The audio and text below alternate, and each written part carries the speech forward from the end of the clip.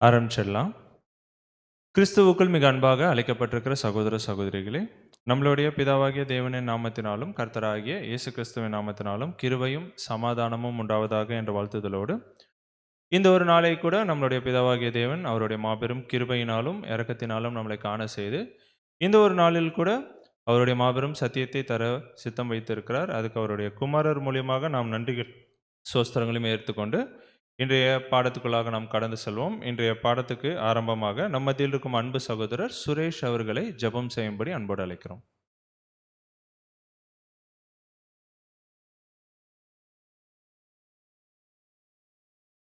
நாம் ஜெபிப்போம். தாம் ஒருவராய் சாவமை உள்ளவரும் ஒருவரும் சேரக்கூடாத ஒளியில் வாசம் செய்கிறவரும் மனிதரில் ஒருவரும் கண்டிராதவரும் ஒருவரும் காணக்கூடாதவருமாக இருக்கிற எங்கள் அன்பின் ஒன்றனமே தேவனே, அப்பா பிதாவே, உமது ஒருவருக்கே எல்லா துதி கன மகிமை யாவற்றையும் எங்கள் அருமை ரட்சகரும் எங்கள் ஆண்டவரும் எங்கள் ஜீவாதிபதியும் கண்மலையும் ராஜாவும் குருவுமாக இருக்கிற எங்கள் ஆண்டவரை இயேசு கிறிஸ்துவின் வழியாக உமது பொற்பாதத்தில் வருகிறோம் பிதாவே. இதோ பிதாவே, கடந்த நாட்களில் கூட பிதாவே எங்களை உமது கண்மணி போல பாதுகாத்து பராமரித்து இந்த ஒரு நாளை கூட நாங்கள் காணும்படியாகவும் இந்த ஒரு நாளிலும் இந்த விசேஷித்த விதமாக இந்த ஒரு மாலை வேளையிலே ஒரு சிறு மந்தையாக சகோதர சகோதரிகளாக ஒன்று கூடி முகமுகமாக காணும்படி செய்திருக்கிறீர். அது மட்டுமல்லாத தேவனே, இதோ இந்த ஒரு மாலை வேளையில் உமது குமாரனுடைய மரணத்தை நினைவு கூறுகிற இந்த ஒரு சமயமாக இருக்கிற இந்த நாட்களிலே இப்படியாக அந்த கூடுகள் கலந்து கொண்டு தேவனே உமது பாடத்தினை கேட்டு தேவனை எங்களை திருத்திக் கொள்ள இந்த ஒரு வாய்ப்பினை எங்களுக்கு கொடுத்தமைக்காக நன்றிகளையும் துதிகளையும் எடுக்கிறோம் பிதாவே. தேவனே அப்பா, பாடத்தை கேட்கிற நாங்கள் எங்கள் மனதில் உள்ள அந்த கசப்புகளை தேவனை, இந்த புளிப்பான துர்க்காரியங்களையும் துர்சிந்தனைகளையும் தேவனை எங்களை விட்டு புறம்பே தள்ளி போட்டு அபாத்திரமாக நாங்கள் பானம் பண்ணாதபடிக்கு எங்களை நாங்கள் சீர்தூக்கி பார்த்து எங்களை நாங்களே திருத்தி கொண்டு எங்களுடைய பாவங்களையும் குறைவுகளையும் குற்றங்களையும் அப்பா நாங்கள் மாற்றிக்கொண்டு தேவனே நீர் எதிர்பார்க்குற அந்த ஒரு வாழ்க்கையை வாழ தேவனே, எந்த ஒரு பாடம் எங்களுக்கு ஒரு ஆசீர்வாதமாக இருக்கும்படிக்கு நீங்கள் இந்த பாடத்தை ஆசீர்வதித்து கொடுங்க. தூது கொடுக்குற தாசரை கூட மறைத்து நீங்கள் வெளிப்படுங்க பிதாவே. தேவனே, எங்கள் ஒவ்வொருவரையும் தேவனே நாங்கள் இந்த ஒரு உமது குமாருடைய மரணத்தை நினைவுகிற அந்த நாளிலே தகுதியுள்ளவரை மாற்றுங்க தேவனே. இந்த கூடைக்கு வர தவறிய சகோதர சகோதரிகளை கூட வேண்டுதல் செய்கிறோம். அவர்களுக்கும் இந்த ஒரு சத்திய வார்த்தைகள் சென்று சேர அவர்களுக்கும் கிருபையும் இறக்கும் பாராட்டுங்க. தொடக்கம் முதல் முடிவு பரியந்தம் அப்பா பிதாவே, உமது தெய்வீக கரம் எங்கள் ஒவ்வொருவரோடு கூட இருந்து எங்களை வழிநடத்துவதாக பிதாவே. இந்த ஒரு சிறு மன்றாட்டை எங்கள் ஆண்டவராக இயேசு கிறிஸ்து வழியாக எடுக்கிறோம். ஜெபங்கேளுங்கள் எங்கள் ஜீவனுள்ள நல்ல அன்பு பிதாவே. ஆமென்.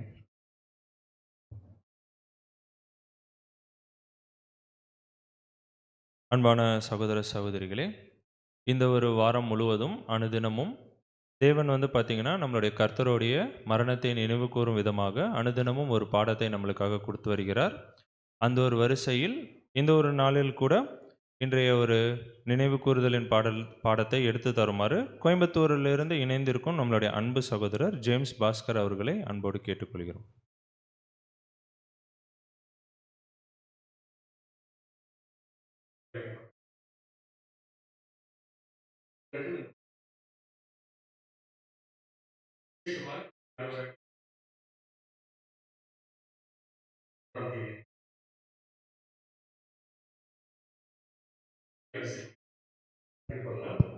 நாம் அனைவரும் சேர்ந்து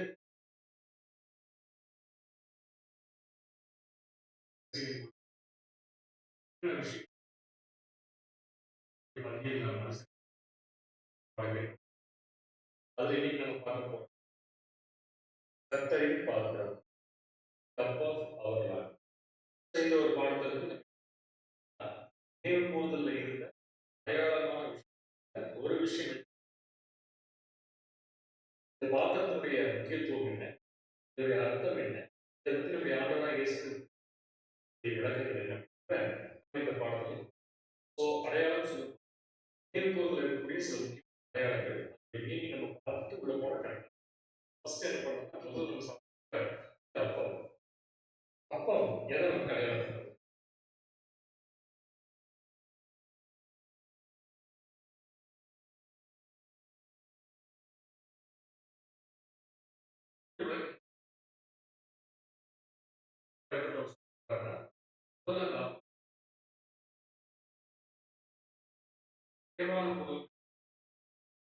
அப்பத்தை நான் சாப்பிட்றேன்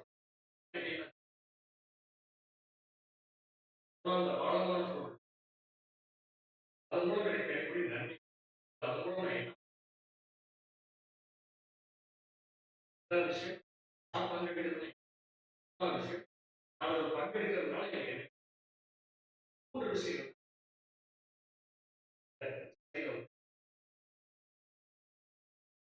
அர்த்தம் என்ன அப்போடைய அர்த்தம் என்ன சொல்லி ஆண்டவராக இயேசு வாழ்க்கையை அடையாளப்படுத்தும் அவருடைய மாம்சத்தை அடையாளப்படுத்துறது நம்ம எடுத்துக்கலாம் ஃபர்ஸ்ட். ஸோ அப்பம் எதை அடையாளப்படுத்தணும்? அவருடைய மாம்சம், அவருடைய வாழ்க்கை அதை அடையாளப்படுத்தணும். அதுல நான் பங்கெடுக்கிறது, நான் போய் இதுல பங்கெடுக்கிறது அப்படிங்கிறது எதை அடையாளப்படுத்துன்னு சொல்லி பார்த்தீங்கன்னா, நான் இதை விசுவாசித்து நீதிமான் ஆக்கப்படுறேங்கிறத நான் ஏற்றுக்கொள்வதை இது குறிக்கும். ஸோ அப்பத்துல ஒரு பீஸ் எடுத்து நான் சாப்பிடும்போது இந்த அப்பம் இயேசு கிறிஸ்துடைய மாம்சம் அப்படிங்கிற இந்த ஒரு விஷயமானது நான் விசுவாசிப்பதால், அவருடைய மாம்சீக வாழ்க்கையை நான் விசுவாசிக்கிறதுனால நான் நீதிமானாக்கப்படுறேன் அப்படிங்கிறத நான் அக்செப்ட் பண்ணிக்கிறேன் அப்படின்னு சொல்லிட்டு நம்ம என்ன பண்றோம்னா அதை எடுத்து சாப்பிட்றோம். இது உயர்வான பொருள் அப்பத்துக்கு. ஆழமான பொருள் என்ன சொல்லி பார்த்தீங்கன்னா, இதன் மூலம் எனக்கு என்ன ஆகுது அப்படின்னு சொல்லி பார்க்கும்போது, இந்த அப்பத்துல எனக்கு பங்கு இருக்கு. ஏன்னா நம்முடைய ஆண்டவராக இயேசு கிறிஸ்துவின் மாம்சம் அப்படின்னு சொல்லி இதை எடுத்துட்டோம்னா, இது இது இந்த மாம்சத்துக்குள்ள நமக்கு ஒரு பங்கு இருக்கு. எப்படின்னு சொல்லி பார்த்தீங்கன்னா, கிறிஸ்துவின் சரீரத்துல நாமளும் என்னன்னு பார்த்தீங்கன்னா ஒரு அங்கமாக இருக்கிறோம். அப்ப கிறிஸ்துடைய சரீரத்தில் நம்ம ஒரு அங்கமா இருக்கிறோம் அப்படிங்கிற ஒரு விஷயம் இந்த அப்பத்தில் பங்கெடுப்பதன் மூலம் நமக்கு கிடைக்கக்கூடிய விஷயமா இருக்கு. இது எதை அடையாளப்படுத்துன்னு சொல்லி பார்க்கும்போது பிரைமரியா இயேசு கிறிஸ்துடைய மாம்சம் அதை அடையாளப்படுத்துறதுன்னு நம்ம பார்த்தோம். ஸோ இது வந்து அப்பத்துக்குரிய ஒரு விளக்கம். இதோடைய விளக்கம் எங்க இருக்குன்னு பார்த்தீங்கன்னா, ரீபிரின்ஸ் பேஜ் நம்பர் 5869 இடம்பெற்றக்கூடிய ஒரு பாடத்தில் இருக்கக்கூடிய விளக்கத்தை நான் எடுத்து முனை போட்டிருக்கேன். ஸோ இது அப்பத்தை பத்தின விஷயம். அவருடைய மாம்சம் அதை நாம ஏற்றுக்கொள்றது, விசுவாசத்தால் நீதிமானாக்கப்பட்டது நம்ம ஏற்றுக்கொள்றது. மூன்றாவது விஷயம் வந்து பாத்தீங்கன்னா, கிறிஸ்துடைய சரீரத்துல நான் ஐக்கியமாகிறேன் அப்படிங்கிற வாய்ப்பு நான் பங்கெடுக்கும் போது எனக்கு கிடைக்குது அப்படிங்கிறது. இந்த மூன்று விஷயங்கள் இதுல இருக்கு. இதே மாதிரி திராட்சை ரசம், இது பாத்திரம் அல்ல, பாத்திரத்தை குடிக்காது, திராட்சை ரசத்தை குடிக்கும். திராட்சை ரசத்துக்கும் இதே மாதிரி 3 மீனிங் இருக்கு. முதன்மையான பொருள், உயர்வான பொருள், ஆழமான பொருள். ஸோ ஃபர்ஸ்ட் முதன்மையான பொருள் திராட்சை ரசம் என்ன அப்படின்னு சொல்லி பாத்தீங்கன்னா, அது கிறிஸ்துவே சொல்லிட்டார், இதனுடைய ஜீவன் அப்படின்ட்டார். அவருடைய வாழ்க்கை ரத்தம் சிந்துதல்.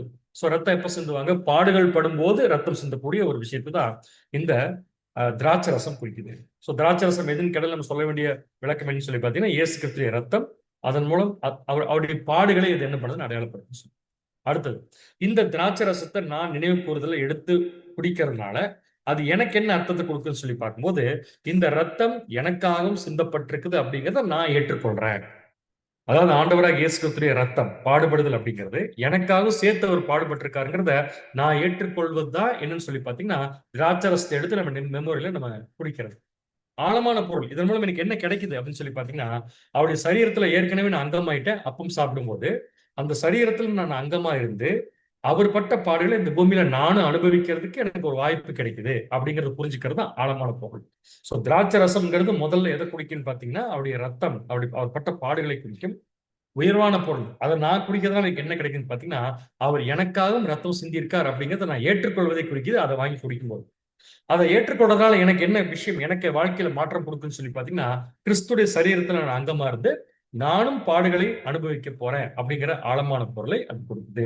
ஸோ இந்த விளக்கம் எங்க இருக்குன்னு பார்த்தீங்கன்னா, ரீபிரின்ஸ் பேஜ் நம்பர் 5869 இடம்பெற்றக்கூடிய ஒரு பாடத்துல இந்த விளக்கங்கள் இருக்கு அப்படிங்கிறத நம்ம கண்டுபிடிச்சிக்கலாம். ஸோ எதுக்காக இது ரெண்டையும் படிச்சோம்னா, முதல்ல நம்ம பண்ண போற விஷயம் பாத்திரம், கண்டுபிடிக்க வேண்டிய விஷயம் பாத்திரம். ஸோ அந்த பாத்திரத்துக்கு முன்னாடி தெரிந்து கொள்ள வேண்டிய விஷயம் ரெண்டு. ஒன்னு முதல்ல சாப்பிடக்கூடிய அப்பம், இன்னொன்னு பாத்திரத்தில் ஊற்றி குடிக்கக்கூடிய திராட்சை ரசம். அதனாலதான் பாத்திரங்கிற மினிக்கு இப்ப நம்ம வரப்போம். ஸோ இந்த ரெண்டு விளக்கம் நம்ம புரிஞ்சுன்னா இந்த ரெண்டையும் கன்சால்டேட் பண்ணி நம்ம பார்க்கலாம். அப்பம் என்பது கிறிஸ்துடைய சரீரத்தில் அங்கமாக இணைந்திருப்பது அப்படிங்கிறது நம்முடைய வாழ்க்கையில் நம்ம அப்பம் சாப்பிடுவது குறிக்கும். திராட்சை ரசம் குடிப்பது எதை குடிக்குன்னு சொல்லி பார்த்தீங்கன்னா, அவருடைய சரீரத்துல நம்ம அங்கமாயிட்டோம் அப்பம் சாப்பிடும் போதே. அந்த சரீரத்துல அங்கமானதுக்கு அப்புறம் நமக்கு வரக்கூடிய பாடுகளை நாம் இணைந்து பாடுபடுவது எதுன்னு பார்த்தீங்கன்னா திராட்சை ரசம். யார் கூட இணைந்து பாடுபடுவது? நம்முடைய ஆண்டவராகிய இயேசு கிறிஸ்துவோட இணைந்திருந்து பாடுபடுதல். ஸோ இந்த பாயிண்ட் கிளியர் ஆயிடுச்சுன்னா நெக்ஸ்ட் பாயிண்ட் போகலாம். திருப்பி ரீகால் பண்ணிக்கலாம். அப்பம் என்பது அவருடைய சரீரத்துல நான் ஒரு அங்கமாயிட்டேங்கிறது குறிக்குது. திராட்சை ரசம் அப்படிங்கிறது அவர் பட்ட பாடுகளை நானும் பங்கெடுக்கிறேங்கிறது குறிக்குது. ஸோ இது ரெண்டு புரிஞ்சிருச்சுன்னா, அப்பத்துக்கு இல்லாத ஒரு விஷயம் திராட்சை ரசத்துக்கு கொடுக்கப்பட்டிருக்கு. அதை பத்தி நம்ம படிக்கலாம். அதான் இந்த பாடத்துடைய தலைப்பு. அப்பத்திற்கு எந்த பாத்திரம் கிடையாது, ஆனா திராட்சை ரசம் குடிக்கும் போது அதுக்கு ஒரு பாத்திரம் இருக்கு. அந்த பாத்திரத்துக்கு பேர் என்ன சொல்லி பாத்தீங்கன்னா, கர்த்தரின் பாத்திரம் அப்படின்னு சொல்லி பேர் கொடுக்கப்பட்டிருக்கு. ஏன் பேர் கொடுத்திருக்குன்னா, இது அப்போஸ்தலனாகிய பவுல் வச்ச ஒரு பேரு. இது பாத்திரம் இல்ல, கர்த்தரின் பாத்திரம். ஸோ அது அவர் பின்னாடி நினைவு கூர்தல ரெஃபர் பண்ணும்போது இந்த பேர் அவர் சூட் பண்றாரு. பட் இந்த பாத்திரத்தை பத்தி அவர் நம்முடைய ஆண்டவராகிய இயேசு கிறிஸ்து அவர் வந்து இது கர்த்தரின் பாத்திரம் சொல்லல, ஆனா பாத்திரம்னு ஒண்ணு ஆண்டவருக்கு இருந்திருக்கிறது நம்ம கிளியரா கண்டுபிடிக்கலாம். அந்த பாத்திரம் தான் இப்ப நம்ம என்னன்னு கண்டுபிடிக்க போறோம். திராட்சரசம் ஊற்றி குடிக்கும் பாத்திரம் எதை அடையாளப்படுத்துது அப்படிங்கிறது தான் நம்ம இன்னைக்கு பாடத்துல நம்ம பார்க்கக்கூடிய ஒரு முக்கியமான விஷயம். சோ இதை கண்டுபிடிக்கிறதுக்கு என்ன பண்ணலாம்னா, இது சம்பந்தப்பட்ட சில விஷயங்கள், அதாவது பாத்திரம் சம்பந்தப்பட்ட விஷயங்கள் நம்முடைய ஆண்டவராக இயேசு கிறிஸ்து பேசியிருக்காரு, அப்போஸ்தலன் பவுல் பேசியிருக்காரு. இவங்க 2 பேரும் பாத்திரத்தை பத்தி என்ன பேசியிருக்காங்கிறது முதல்ல படிச்சிட்டோம்னா, அந்த சில கேள்விகளை மையமா வச்சு, அந்த இன்ஃபர்மேஷன்ஸை மையமா வச்சு பாத்திரம் எதுங்கிறத நம்ம கண்டுபிடிச்சிடலாம். சோ முதல்ல நம்முடைய ஆண்டவராக இயேசு கிறிஸ்து கெத்செமனே தோட்டத்துல பண்ண ஜெபத்துல இருக்கக்கூடிய ஒரு கெத்செமனே தோட்டம்ல அதுக்கு முன்னாடி சீஷர்கிட்ட பேசும்போது நடந்த ஒரு முக்கியமான கான்வர்சேஷன். மத்தேயு 20ஆம் அதிகாரம் 22 மற்றும் 23. மத்தேயு 20வது அதிகாரம் 22. இயேசு பிரதியுத்தரமாக, நீங்கள் கேட்டுக்கொள்ளுகிறது இன்னது என்று உங்களுக்கு தெரியவில்லை. நான் குடிக்கும் பாத்திரத்தில் நீங்கள் குடிக்கவும், நான் பெறும் ஸ்நானத்தை நீங்கள் பெறவும் உங்களால் கூடுமா என்றார். அதற்கு அவர்கள் கூடும் என்றார்கள். அவர் அவர்களை நோக்கி, என் பாத்திரத்தில் நீங்கள் குடிப்பீர்கள், நான் பெறும் ஸ்தானத்தையும் நீங்கள் பெறுவீர்கள். ஆனாலும் என் வலது பாரிசத்திலும் என் இடது பாரிசத்திலும் உட்கார்ந்திருக்கும்படி என் பிதாவினால் எவர்களுக்கு ஆயத்தம் பண்ணப்பட்டிருக்கிறதோ அவர்களுக்கே அல்லாமல் மற்றொருவருக்கும் அதை அருளுவது என் காரியமல்ல என்றார். சோ இந்த வசனத்துல நம்முடைய ஆண்டவர் பேசின ஒரு பாத்திரம், இதை வச்சு கர்த்தரின் பாத்திரம் எது நம்ம கண்டுபிடிக்க போறோம். அதுக்காக இந்த விளக்கத்துக்குள்ள போயிருக்கோம். சோ பாயிண்ட் நம்பர் 1, ஆண்டவர் சொல்றாரு சீஷர்களை பார்த்து, நீங்க என்ன கேட்டுட்டு இருக்கீங்கன்னே உங்களுக்கு தெரியலன்னு சொல்லி கேட்கிறாரு. அப்படியே என்ன அர்த்தம்? ஆண்டவர் கிட்ட அவங்க வச்சிருந்த ரிக்வஸ்ட் என்னன்னு தெரியாம வச்சுட்டாங்க. அந்த என்னன்னு தெரியாம வச்ச விஷயத்தை தான் நம்முடைய ஆண்டவர் அடுத்து எப்படி கண்டினியூ பண்றாருன்னா, நீங்க கேட்ட விஷயம் உங்களுக்கு கிடைக்கும் நீங்க நினைக்கிறீங்களே அப்படின்னு இது உங்களுக்கு நடக்குமான்னு பாருங்கிறார். அந்த இது எதுன்னு சொல்லி பாத்தீங்கன்னா, நான் குடிக்கும் பாத்திரத்தில் நீங்கள் குடிக்கவும் அப்படின்னு என்ன புரிஞ்சுக்கலாம்? சீஷர்கள் என்ன கேட்டாங்களோ அது எதுக்குள் இருக்குதாமா? கர்த்தரின் பாத்திரத்துக்குள் இருக்குதாமா. அதான் அவர் கேட்கிறாரு, நீங்க கேட்கிற விஷயம் உங்களுக்கு கிடைக்குமா இல்லையா நீங்க செக் பண்ணி பாத்துக்கோங்க. எப்படின்னா, நான் குடிக்கும் பாத்திரத்தில் நீங்கள் குடிக்கவும், நான் பெறும் ஸ்நானத்தை உங்களால் பெறவும் கூடுமா என்றார். அதுக்கு அவங்க கூடுன்னு சொல்லிட்டாங்க. ஆண்டவர் பின்னாடி சொல்லிட்டார், உங்களால முடியிட்டார். அப்ப கண்டிப்பா இந்த பாத்திரம்ங்கிறது நம்முடைய ஆண்டவராக இயேசு கிறிஸ்து தன்னுடைய பாத்திரம் பேசின இந்த விஷயத்துல சீஷர்கள் குடிக்க முடியுமான்னு கேட்டது, குடிக்க முடியும்னு அவங்க சொன்னாங்க. ஆண்டவர் சரிட்டார். அப்ப கண்டிப்பா குடிச்சிட்டு இருக்கணும். அதான் உண்மை. பட் இந்த வசனத்துக்குள்ள நம்ம பார்க்கும்போது என்ன தெரியுதுன்னா, அவர் குடிச்ச பாத்திரத்துக்குள்ள சீஷர்களும் சரி நாமும் சரி ஏன் குடிக்கணும்? எதுக்காக குடிக்கணும்? அவர் பாத்திரம் இல்லையா? அது எதுக்கு நம்ம குடிக்கணும் அப்படின்னு சொல்லி நமக்கு ஒரு கொஸ்டின் வருது. 2வது கொஸ்டின் என்ன வருதுன்னா, அப்ப நமக்கு தனியா பாத்திரம் இல்லையா? ஆண்டவராக இயேசு கிறிஸ்துக்கு மட்டும்தான் பாத்திரம் இருக்கா? அந்த பாத்திரத்துல தான் நம்ம குடிக்கணுமா அப்படின்னு ஒரு கொஸ்டின் ஆட்டோமேட்டிக்கா வந்துருது. இந்த கேள்வி அப்படியே மனசுல வச்சுக்கோங்க. ஏன் அவர் பாத்திரத்தில் நாம் குடிக்க வேண்டும்? அவர் செய்யற வேலை செய்யறதுக்கு நம்ம வந்திருக்கோம். அவர் இந்த பூமிக்கு வந்து ரேன்சம் கொடுக்கறதுக்கு, பாவ நிவாரண பலி கொடுக்கறதுக்கு. இந்த ரெண்டுலயுமே நமக்கு ரேன்சம்ல சுத்தமா பங்கே இல்லை. அப்படி இருக்கும்போது ஆண்டவருடைய பாத்திரத்தில் நாம் ஏன் குடிக்கணும் அப்படின்னு ஒரு கேள்வி வருது. இந்த கேள்வி அப்படியே ஓரமா வச்சுக்கோங்க. இது வசனத்துல இருந்து என்ன தெரிஞ்சிருச்சுன்னா, அவர் குடிக்கும் பாத்திரத்துல தான் நம்ம குடிக்கணும் ஒரு இன்ஃபர்மேஷன் நமக்கு கிடைச்சிருச்சு. சோ நம்ம பாடத்துடைய தலைப்பு என்ன? கர்த்தரின் பாத்திரம்னா என்ன? இதை தலைப்பு. அடுத்த வசனத்துக்குள்ள போகலாம். மத்தேயு 26ஆம் அதிகாரம் 42ஆம் வசனம். மத்தேயு 26:42. அவர் மறுபடியும் இரண்டாந்தரம் போய், என் பிதாவே, இந்த பாத்திரத்தில் நான் பானம் பண்ணால் ஒழிய இது என்னை விட்டு நீங்க கூடாதே ஆகில் உம்முடைய சித்தத்தின்படி ஆக கடவது என்று ஜெபம் பண்ணினார். சோ இந்த ஜெபம் கொஞ்சம் மத்தேயுல சொல்லும்போது கொஞ்சம் வேற ஒரு ஆங்கிள் இருந்து சொல்ற மாதிரி இருக்கு. 2ஆம் தரம் போய் என் பிதாவே, இயேசு கிறிஸ்து தேவன்கிட்ட கேட்கிறாரு, இந்த பாத்திரத்தில் பானம் பண்ணினால் ஒழிய இது என்னை விட்டு நீங்காதுன்னா நான் பாத்திரத்துல பானம் பண்ணிக்கிறேங்கிறாரு. இப்ப இந்த இடத்துல எப்படி தோணுதுன்னு சொல்லி பாத்தீங்கன்னா, இந்த பாத்திரத்துல ஏதோ ஒரு பானம் பண்ண விரும்பாத மாதிரி தெரியுது. ஆனா நம்முடைய ஆண்டவர் விரும்பாமல இல்ல, விரும்புறாரு. ஆனா அதோட ரிசல்ட் ரொம்ப கஷ்டமா இருக்கு. அப்படிங்கிறதுனால என்ன சொல்றாருன்னா, கண்டிப்பா இந்த பாத்திரத்துல குடிச்சதுக்கு அப்புறம் தான் என் உயிர் போகணும்னு இருந்துச்சுன்னா போகட்டும், பரவாயில்ல. இருந்தாலும் கன்சிடர் பண்ணுங்க, இந்த பாத்திரத்தை நான் கண்டிப்பா குடிச்சுதான் ஆகணுமா? அப்ப என்னமோ ஆண்டவர் சொல்ல வர்றாரு, இந்த பாத்திரம். இதே பாத்திரத்தை கொஞ்ச நேரத்துக்கு முன்னாடி சீஷர்கிட்ட என்ன சொன்னார்னா, நீங்க இந்த பாத்திரத்துல குடிக்க முடியுமான்னு கேட்டார். சோ கொஸ்டின் என்ன? பாத்திரம்ங்கிறது. சோ இதே மத்தேயு வசனத்துல நம்ம அடுத்தது லூக்கால வாசிக்கலாம். லூக்கா 22ஆம் அதிகாரம் 42ஆம் வசனம். லூக்கா 22:42. பிதாவே, உமக்கு சித்தமானால் இந்த பாத்திரம் என்னை விட்டு நீங்கும்படி செய்யும். ஆயினும் என்னுடைய சித்தத்தின்படி அல்ல, உம்முடைய சித்தத்தின்படியே ஆக கடவது என்று ஜெபம் பண்ணினார். மத்தேயு எழுதின அதே வசனம் நம்முடைய ஆண்டவர் பேசினதை லூக்கா கொஞ்சம் மாடிஃபை பண்ணி எழுதியிருக்காரு. இயேசு கிறிஸ்து என்ன கேட்டாராமா பிதா கிட்ட? உமக்கு சித்தமானால் இந்த பாத்திரம் என்னை விட்டு நீங்கும்படி செய்யும் கேட்டாராமா. அப்படின்னு இயேசு கிறிஸ்து என்ன விரும்பி இருக்காருன்னா, ஒரு பாத்திரம் இருக்கு, இதுல நம்மளை குடிக்க சொல்லிட்டாரு. ஆனா அவர் போய் ஒரு சமயத்துல தேவன்ட்ட என்ன கேட்கிறாருன்னா, இந்த பாத்திரத்துல நான் குடிக்கணுமா கண்டிப்பா அப்படின்னு ஒரு கொஸ்டின் கேட்கிறாரு. அப்ப என்ன பாயிண்ட வைக்கிறாருன்னா, ஒருவேளை இந்த பாத்திரம் என்னை விட்டு நீங்க கூடுமானால் நீங்க என்ன பண்ணுங்க, எங்க இருந்து எடுத்துருங்கிறாரு. அப்ப அவரே எடுத்துருங்கன்னு சொல்ற பாத்திரத்தை நம்மளை குடிக்க சொல்றது எப்படி நியாயமா இருக்கும்? சோ இதெல்லாம் கேள்விகளை வச்சுதான் நம்ம என்ன பண்ண போறோம், இந்த பாத்திரத்திற்கு விடை நாம் கண்டுபிடிக்க போறோம். இதே பாத்திரத்தை பத்தி ரொம்ப ஈஸியா புரிஞ்சுக்கிறதுக்கு, இந்த பாத்திரம் என்னன்னு கண்டுபிடிக்கிறதுக்கு ஒரு தடவை இயேசு கிறிஸ்து அரஸ்ட் பண்ணும்போது பேதுரு பண்ண ஒரு சம்பவத்தின் மூலம் நம்முடைய ஆண்டவர் ரொம்ப அழகா பேசினார். அது எங்க இருக்குன்னா, அவர் அரஸ்ட் பண்ண வரும்போது, போர்ச்சேவகர்கள் அரஸ்ட் பண்ண வரும்போது, ஆக்சுவலா இயேசு கிறிஸ்துவ அரஸ்ட் பண்ணக்கூடாது அப்படிங்கிறதுக்காக பேதுரு என்ன சொல்லிட்டாருன்னு பாத்தீங்கன்னா, பிரதான ஆசாரியருடைய காதை பிரதான ஆசாரியனின் வேலைக்காரன் காதை வெட்டிட்டாரு. அப்படி வெட்டும்போது இயேசு கிறிஸ்து பேதுரு பார்த்து கேட்ட கேள்வி என்னங்கிறத நம்ம வாசிக்கலாம். அதுல என்ன பாத்திரம் அர்த்தம் நம்ம பார்க்கலாம். யோவான் 18ஆம் அதிகாரம் 11ஆம் வசனம். யோவான் 18:11. அப்பொழுது இயேசு பேதுருவை நோக்கி, உன் பட்டயத்தை உரையிலே போடு, பிதா எனக்கு கொடுத்த பாத்திரத்தில் நான் பானம் பண்ணாதிருப்பேனோ என்றார்.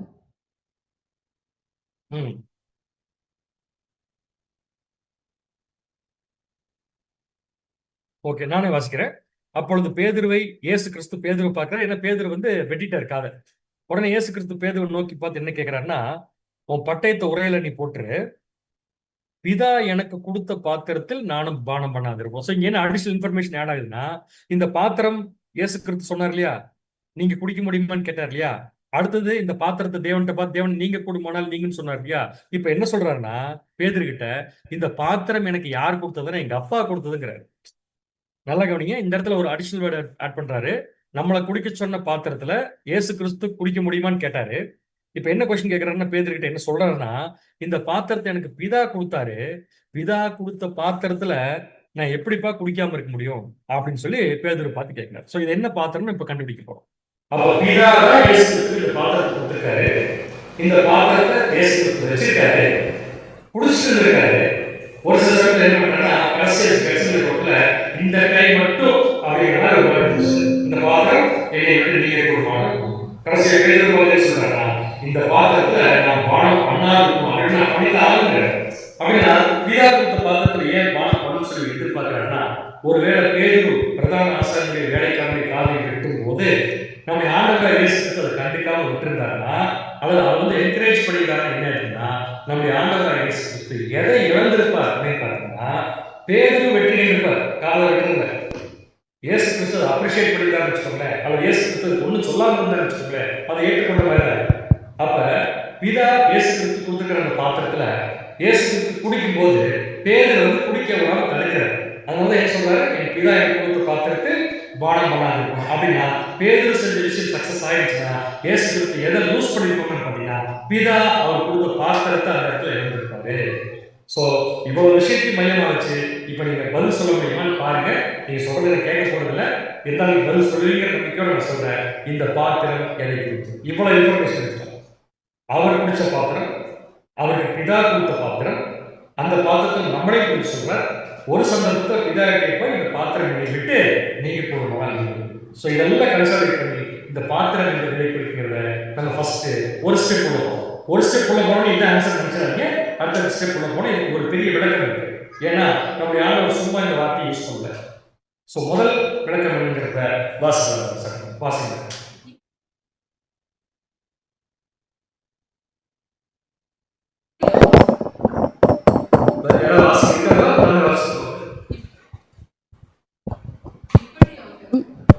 இப்படியாக அவர் குறிப்பிட்ட அந்த பாத்திரமானது தாம் சந்நிதிக்காக வேண்டிய மற்றும் சகித்ததாக வேண்டிய அனுபவத்தை அடையாளப்படுத்துவதாக சுட்டிக்காட்டுகின்றார்.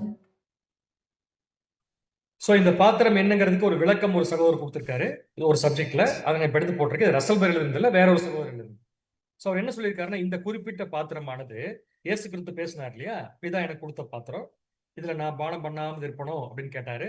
அப்புறம் நம்மள பானம் பண்ண சொன்னாரு. நீங்க குடிக்க முடியுமான்னு கேட்டாரு. அப்புறம் முடியினாரு.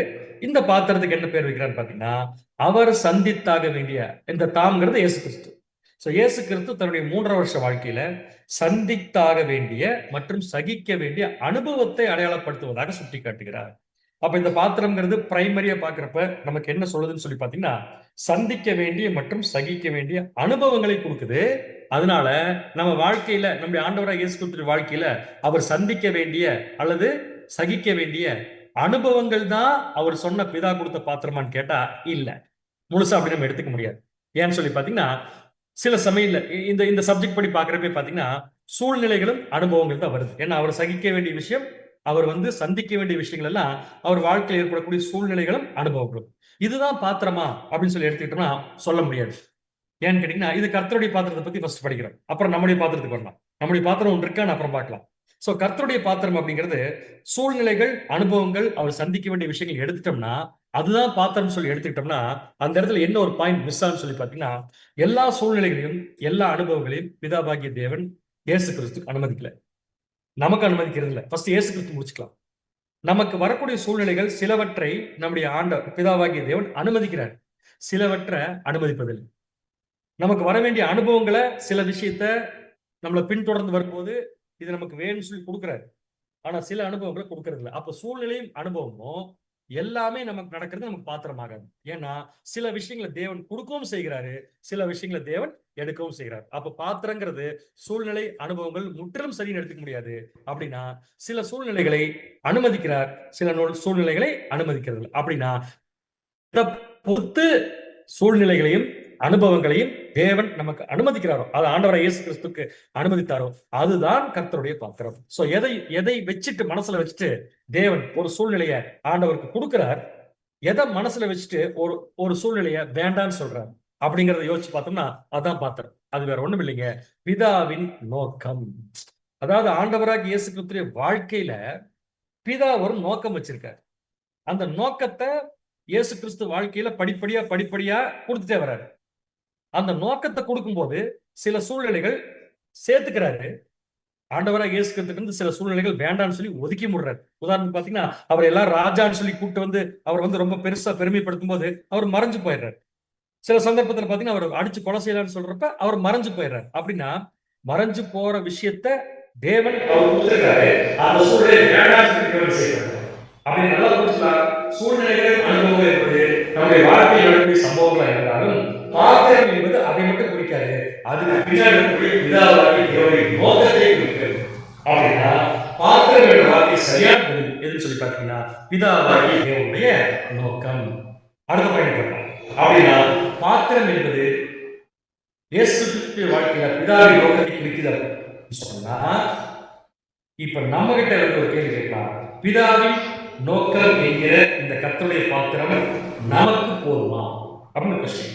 ஏன்னா நம்மளே அதுதான் சொல்லியிருக்காரு, நமக்கு போதுமா அப்படின்னா போதும். எப்படின்னு சொல்லி கேட்டா, நம்முடைய ஆண்டவராகிய இயேசு கிறிஸ்துவின் வாழ்க்கையில நடந்த சூழ்நிலைகள், சம்பவங்கள், அதுக்கு பின்னாடி இருக்கிற பிதாவாகிய தேவனுடைய நோக்கம்.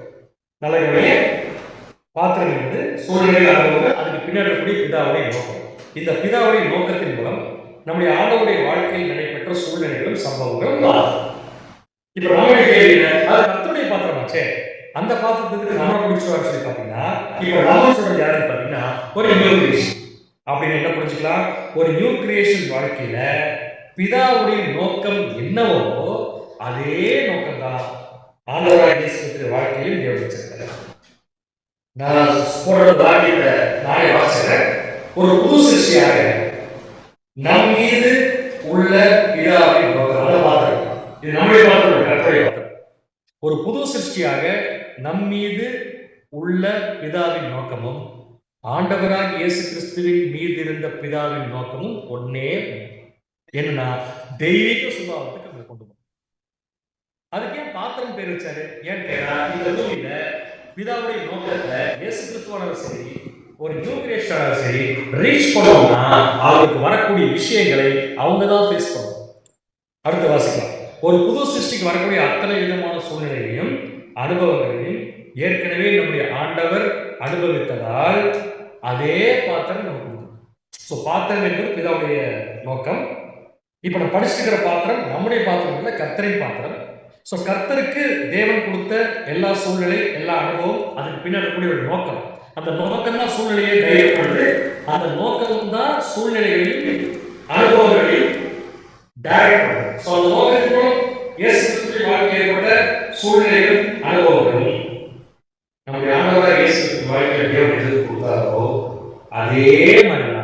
யாருக்கு கொடுப்பார்? நமக்கு கொடுப்பார். சோ ஒரு புது சிருஷ்டிக்கு வரக்கூடிய அத்தனை விதமான சூழ்நிலைகளையும் அனுபவங்களையும் ஏற்கனவே அனுபவிச்சு முடிச்சதுனால அதே பாத்திரத்தை இப்ப நமக்கு கொடுக்கிறார். இன்னொரு வசனம் வாசிக்கலாம். பிதாவுடைய நோக்கம் நம்ம இடத்திலும் நம்முடைய ஆண்டவராகிய இயேசு கிறிஸ்துவிலும் ஒரே மாதிரி செயல்படும். அதனால ஒரே பாத்திரம். வசனம் வாசிக்கலாம். ரோமர் 8ஆம் அதிகாரம் 29ஆம் வசனம். ரோமர் 8ஆம் அதிகாரம் 29வது வசனம்.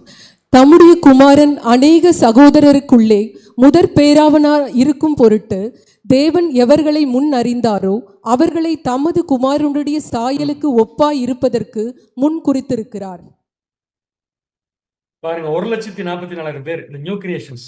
அவங்கள தேவன் எந்த நோக்கத்திற்காக அழைச்சாரோ அதே தான் தேவன் எவர்களை முன்னறிந்தாரோ அதுதான் நோக்கம் இருக்கு. அந்த முன்னறிதல் தான் நோக்கம் இருக்கு.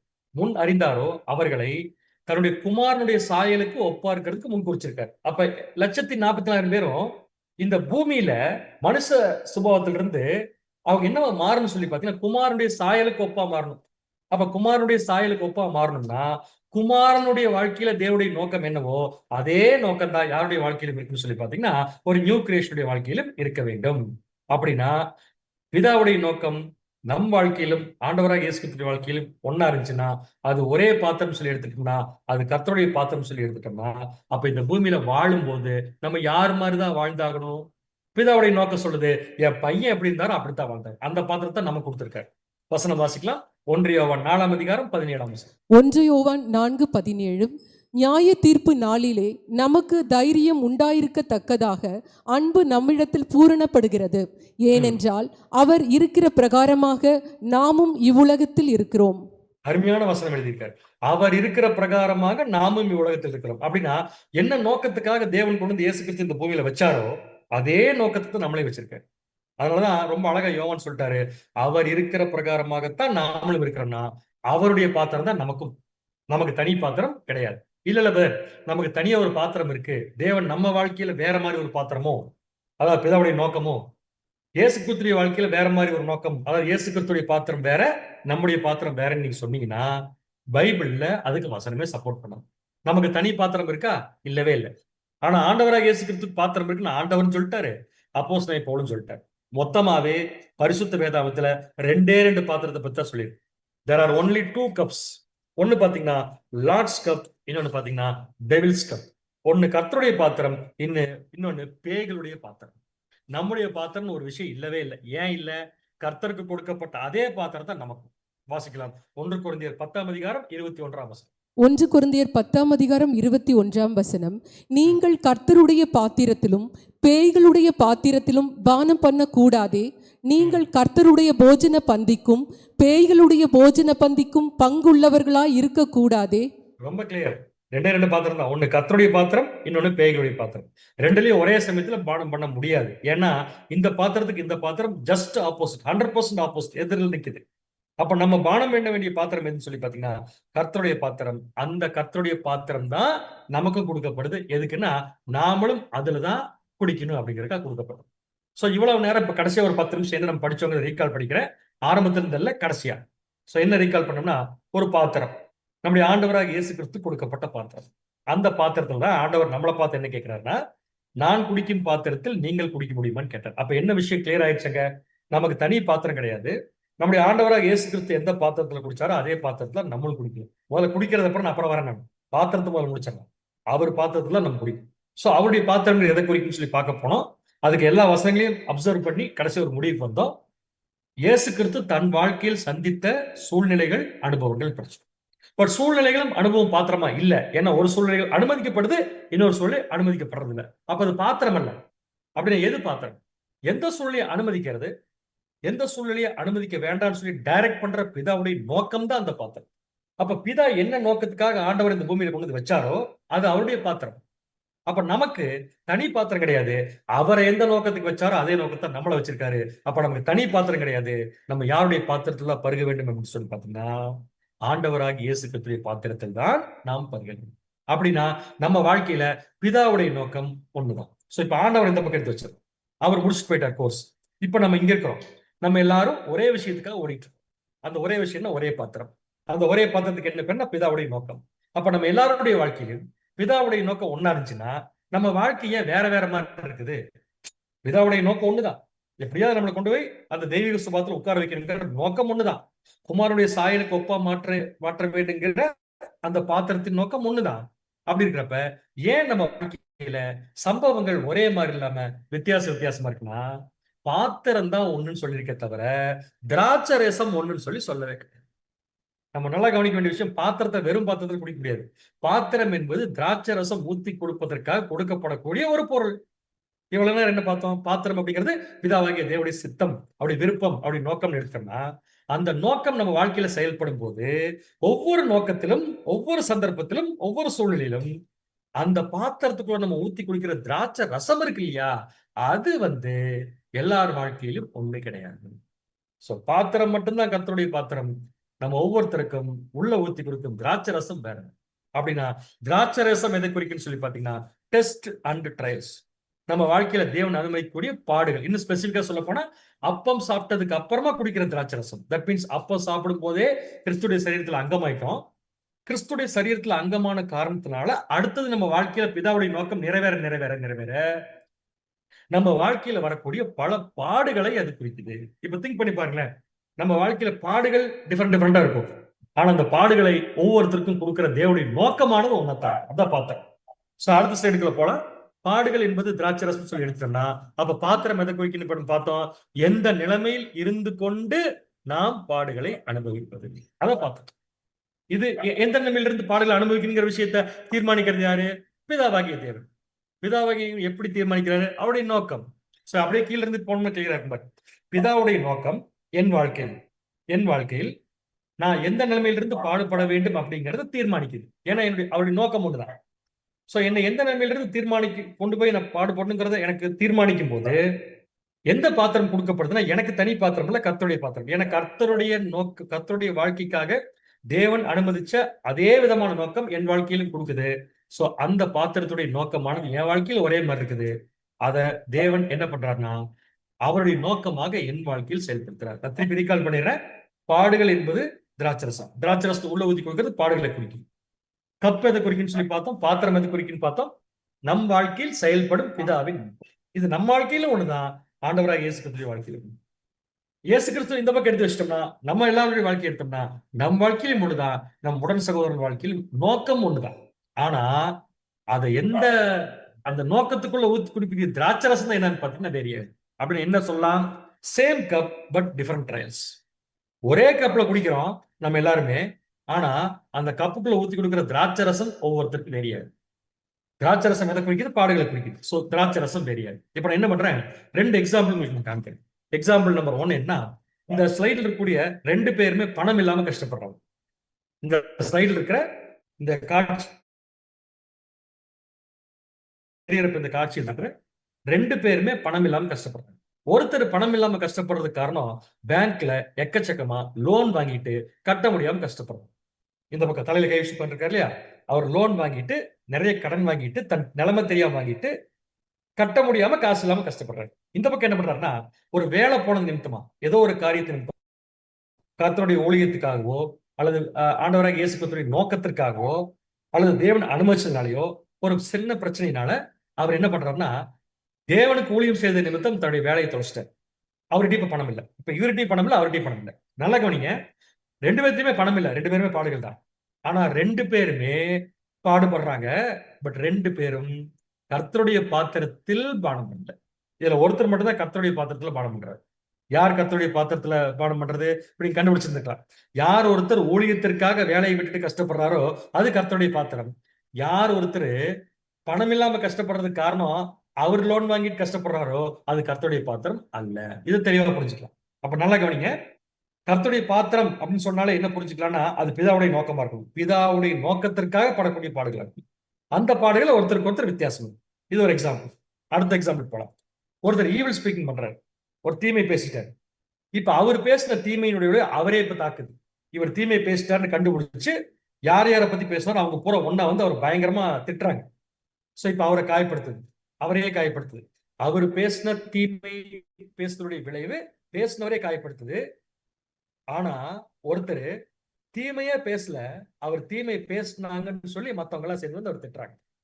ஒருத்தர் தீமை பேசி அதன் விளைவு அவருக்கே வந்து அவர் எல்லாரும் திட்டுறாங்க. ஒருத்தர் தீமையை பேசல, ஆனா தீமையை பேசின மாதிரி சொல்லிட்டு மத்தவங்க எல்லாம் சேர்ந்து அவர் காயப்படுத்துறாங்க. இப்ப இந்த 2 பேத்துல யார் கர்த்தருடைய பாத்திரத்தில் பானம் பண்றாரு அப்படின்னு சொல்லி பாத்தீங்கன்னா வேற யாரும் கிடையாதுங்க. யார் ஒருத்தர் செய்யாத விஷயத்திற்காக அவர்கள் குற்றம் சாட்டப்படுகிறார்களோ அதுதான் கர்த்தருடைய பாத்திரம். இப்ப நல்லா புரிஞ்சுக்கோங்க, பிதாவாகிய தேவனுடைய நோக்கமானது எப்படி இருக்கும்னா, ஒரு விஷயத்துல நம்ம தப்பு பண்ண வச்சுட்டு அதுக்கப்புறம் நம்மளை கஷ்டப்பட வைக்காது.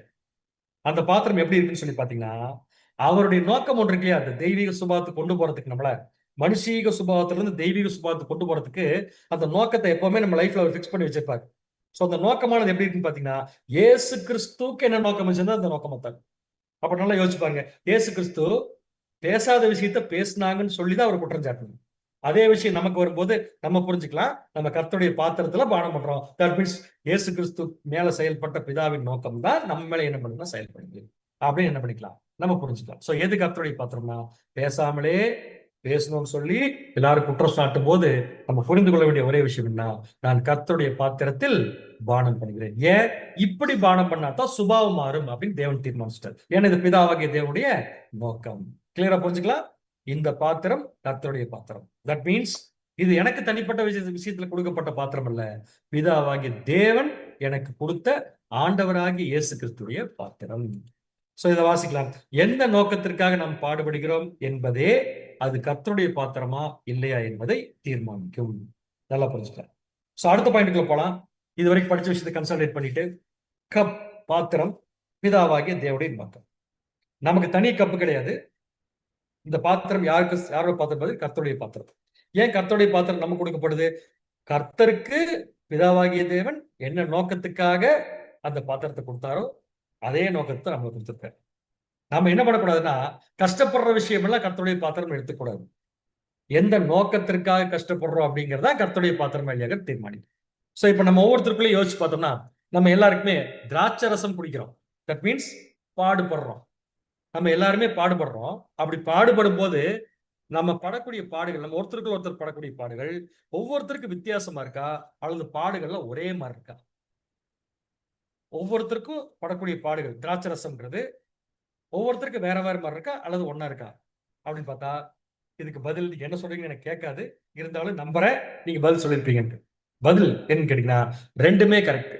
அதாவது நம்ம படக்கூடிய பாடுகள்ங்கிறது ஒவ்வொருத்தருக்கும் வித்தியாசமா தான் இருக்கும். ஏன்? பாத்திரம் தான் ஒண்ணு, உள்ள இருக்கிற திராட்சை ரசம் வேற வேற.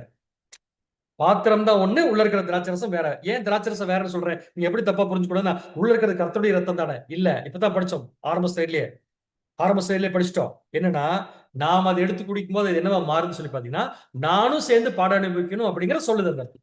அப்படிங்கிற பாடுகள் திராட்சை ரசம்ங்கிறது வேறியாதுன்னு படிச்சோம். இப்ப கொஸ்டின் கேக்குதுன்னா, ஒவ்வொருத்தருக்கும் அது வித்தியாசமா இருக்குமா அல்லது ட்ரையல்ஸ் எல்லாத்துக்கும் ஒரே மாதிரி இருக்குமா அப்படின்னா, கண்டிப்பா வித்தியாசமா தான் இருக்கு. ஆனா ஒரே மாதிரி இருக்கு. ரெண்டுமே கரெக்ட். எப்படின்னு சொல்லி கேட்டா, பாடுகள் என்பது திராட்சை ரசம் என்பது ஒரே பாத்திரத்தில் ஊத்தி குடிச்சா கூட ஒவ்வொருத்தருக்கும் தனிப்பட்ட முறையில சோதனைகள் வர்றது இயற்கை. ஏன் கேட்டீங்கன்னா, எல்லாரும் ஒரே மாதிரி இருக்க மாட்டாங்க. ஆனா தேவனுக்கு நோக்கம் என்ன? எல்லாத்தையும் ஒண்ணு ஆக்கணும். அப்ப எல்லாத்தையும் ஒண்ணாக்குங்கிறதுக்கு தான் ஒரே பாத்திரத்தை கொடுக்குறாரு. ஒண்ணாக்க வேண்டிய எல்லாரும் ஒரே மாதிரி இருப்பாங்கன்னு இருக்க மாட்டாங்க. அப்ப அவங்களை மாத்துறதுக்கு என்ன பண்ணணும்? டிஃபரெண்ட் பாடுகள் அவங்க கொடுக்கணும். அதான் திராட்சை ரசம் வேறியாது, ஆனா பாத்திரம் ஒண்ணுதான். அப்ப நீங்க ஒரே மாதிரி யூனிக்னு அதையும் டிக் பண்ணிருக்கீங்க, கரெக்ட். ஏன்னா எல்லாத்துக்கும் சோதனைகள் வரக்கூடிய விதமும் வரக்கூடிய அளவும் வரக்கூடிய விஷயங்களும் வேற வேறையா இருக்கலாம். எனக்கு கம்மியா கொடுக்கலாம், உங்களுக்கு அதிகமா கொடுக்கலாம், அல்லது உங்களுக்கு அதிகமா கொடுக்கலாம், எனக்கு கம்மியா கொடுக்கலாம். ஆனா இதுல எல்லாத்துல என்ன ஒரு யூனிக்னஸ் இருக்குன்னு சொல்லி பாத்தீங்கன்னா, எல்லாமே பிதாவுடைய நோக்கம் தான். நம்முடைய ட்ரையல்ஸ் எல்லாமே பிதாவுடைய நோக்கம். பட் ட்ரையல்ஸ் வரக்கூடிய விதங்கள் என்ன மாறுது. அந்த ஒரே நோக்கம் என்ன சொல்லி பாத்தீங்கன்னா, கர்த்தருடைய பாத்திரம்.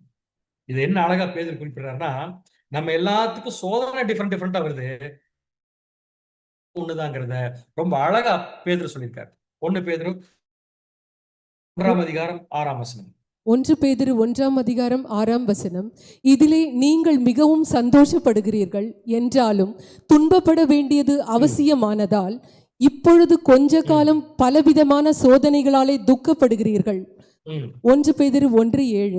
அழிந்து போகிற பொன் அக்கினியினாலே சோதிக்கப்படும், அதை பார்க்கிலும் அதிக விலையேற பெற்றதாயிருக்கிற உங்கள் விசுவாசம் சோதிக்கப்பட்டு இயேசு கிறிஸ்து வெளிப்படும் போது உங்களுக்கு புகழ்ச்சியும் கனமும் மகிமையும் உண்டாக காணப்படும். நல்ல அந்த வசனத்தை இந்த சப்ஜெக்டோட கவனித்தோம்னா நல்லா விளங்கி இருக்கும். 6ஆம் வசனத்துல என்ன சொல்றாருன்னா, நம்மளை பார்த்து கொஞ்ச காலம் பல விதமான சோதனைகளால் துக்கப்படுகிறீர்கள். அப்படின்னு என்ன அர்த்தம்? நம்ம எல்லாம் ஒரே மாதிரி சோதனை வரதில்லை, ஒரே திராட்சரசம் கிடையாது. There are variations. பல விதமான சோதனைகளால் துக்கப்படுகிறீர்கள். பட் நோக்கம் ஒண்ணுதான். ஏன்னு கேட்டா, சோதனை பலவிதம் வந்தாலும் நோக்கம் என்னன்னு பாத்தீங்கன்னா, இயேசு கிறிஸ்து வெளிப்படும் போது உங்களுக்கு புகழ்ச்சியும் கனமும் மகிமையும் உண்டாக காணும். அப்ப பாத்திரம் என்னன்னு பாத்தீங்கன்னா, இயேசு கிறிஸ்து வெளிப்படும் போது இயேசு கிறிஸ்து இருக்கிற மாதிரி மாறணும்னா பாத்திரம் இயேசு கிறிஸ்துடைய பாத்திரம் தான். அந்த நோக்கத்தை தேவன் நம்ம லைஃப்ல கிளியரா வச்சிருக்காரு. அப்ப நோக்கம்ங்கிறது மாறுறதே கிடையாது. என்ன நோக்கம்? இயேசு கிறிஸ்துவுக்கு என்ன நோக்கமோ அதே நோக்கம் தான். ஆனா அந்த இயேசு கிறிஸ்து வாழ்க்கையில தேவன் வச்சிருந்த அந்த நோக்கத்துக்குள்ள நமக்கு தேவன் கொடுக்கக்கூடிய பாடுகள் என்ன ஆகுதுன்னு பாத்தீங்கன்னா, இயேசு கிறிஸ்து கொடுத்த மாதிரியே நம்ம கொடுக்கறது இல்ல. ஒவ்வொரு சகோதரருக்கும் ஒரே மாதிரி கொடுக்கறது இல்ல.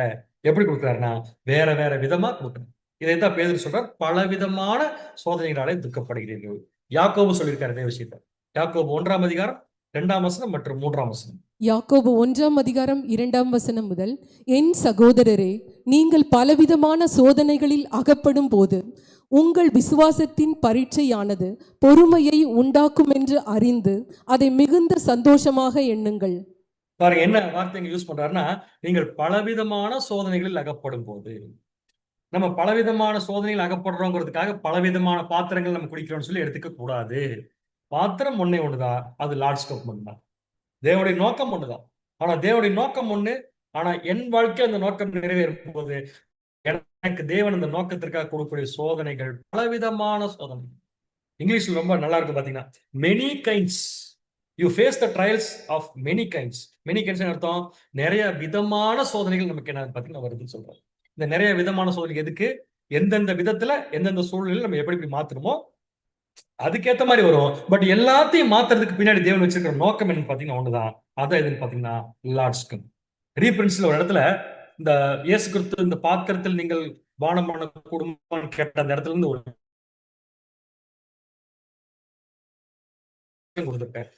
அது இவ்வளவு ரீபிரின்ஸ் பேஜ் நம்பர் இருக்கு 2258. இது என்ன கொடுத்துருக்காருன்னா, நம்ம வாழ்க்கையில வரக்கூடிய ஒவ்வொரு திராட்சை ரசம் பருவக்கூடிய சந்தர்ப்பம், அதாவது பாடுகள் படக்கூடிய சந்தர்ப்பம். எவ்ரி டிஃபிகல்டி இஸ்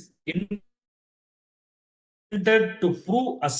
ஒவ்வொரு டிஃபிகல்ட்டான சிச்சுவேஷன், அதாவது பாத்திரம் கிடையாது, திராட்சை ரசம் சிச்சுவேஷன்ஸும் எதை ப்ரூவ் பண்ணுதுன்னு பாத்தீங்கன்னா, to prove us, to test our love. நம்முடைய அன்பை அது என்ன பண்ணுதுன்னா பரிசோதிக்குது. To see if our characters are fixed in righteousness. அதாவது நம்முடைய குணலட்சணங்கள் தேவனுடைய நீதியோட எந்த அளவுக்கு ஒத்து வருதுங்கிறத பார்த்து பார்த்து சோதனைகள் வருது. ஆனா தேவனுடைய அந்த குணலட்சணங்களோட நம்ம ஒத்து வரணுங்கிற பாத்திரம் ஒரே பாத்திரம். அதான் சகோதரர் ஆண்டவர் சொல்லிட்டாரு, என் பாத்திரத்தில் நீங்க குடிக்க முடியுமான்னு சொல்லி கேட்டாரு. அவங்க சொன்னாங்க குடிக்க முடியும். குடிக்க முடியுங்கிறது எந்த மாற்று கருத்துமே இல்லை. அப்ப தேவன் எப்படி ஒரு சகோதரனுக்கு சோதனை என்னென்ன கொடுக்கணுங்கிறது எப்படி பிக்ஸ் பண்றாரு? ஏன்னா ஒரு நோக்கம் ஒன்னா தான் இருக்கு. என்னையும் உங்களையும் இயேசு கிறிஸ்துவையும் என்னவா மாத்துங்கிற நோக்கம் மாறவே இல்லை. அந்த கப்பு மாறவே இல்லை. ஆனா அந்த கப்புக்குள்ள ஊத்தி கொடுக்குற அந்த பாடுகளானது பர்சன் டு பர்சன் மாறும். எப்படி பர்சன் டு பர்சன் வேரி பண்றாரு, எதை வச்சு வேரி பண்றாரு அப்படின்னு சொல்லி பாத்தீங்கன்னா, அதுக்கு ஒரு வசனம் வாசிக்கலாம். எரேமியா 17ஆம் அதிகாரம் 10ஆம் வசனம். எரேமியா 17ஆம் அதிகாரம் 10ஆம் வசனம், கர்த்தராகிய நானே ஒவ்வொருவனுக்கும் அவனவன் வழிகளுக்கும் செய்கைகளின் பலன்களுக்கும் தக்கதை கொடுக்கும்படிக்கு இருதயத்தை ஆராய்கிறவரும் உள்ளந்திரியங்களை சோதித்து அறிகிறவருமாய் இருக்கிறேன். இந்த எரேமியா 17:10 முழுக்கவே கர்த்தருடைய பாத்திரம் தான் அப்படின்னு வச்சுக்கலாம். ஏன்னா தேவனுடைய நோக்கம் என்னங்கிற சொல்றாரு.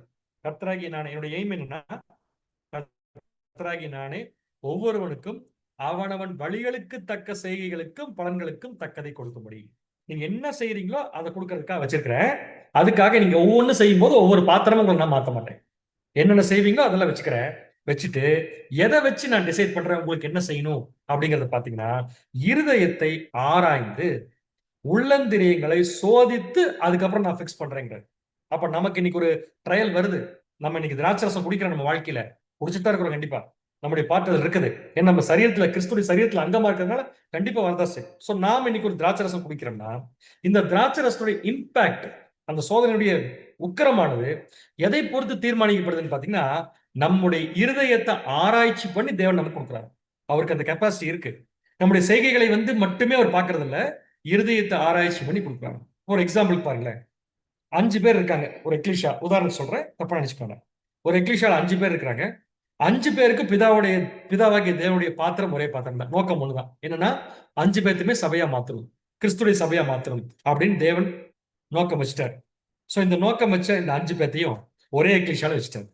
இப்போ ஒரே எக்லிஷால வச்சுட்டாரு, ஒரே நோக்கம் இருக்கிறதுக்காக 5 பேருக்குமே ஒரே மாதிரியான சூழ்நிலைகள் கொடுப்பாரா? ஒரே மாதிரி அனுபவத்தை கொடுப்பாரா? கண்டிப்பா கிடையவே கிடையாது. அதனாலதான் அனுபவமும் சூழ்நிலை பாத்திரம் கிடையாது. அதுக்கு பின்னாடி இருக்கிற தேவனுடைய நோக்கம் தான் பாத்திரம். அப்படின்னா யாருக்கு என்ன எப்ப எப்படி கொடுத்தா அவர்கள் சுபாவமானது கொஞ்சம் கொஞ்சமா மாறி தேவனுடைய நீதியோட அவங்க மேட்ச் ஆவாங்க அப்படிங்கிறத 5 பேத்துக்கும் ஒரே மாதிரி கொடுக்குறது. அப்ப 5 பேருக்கு வேற வேற மாதிரி கொடுக்குறாரு.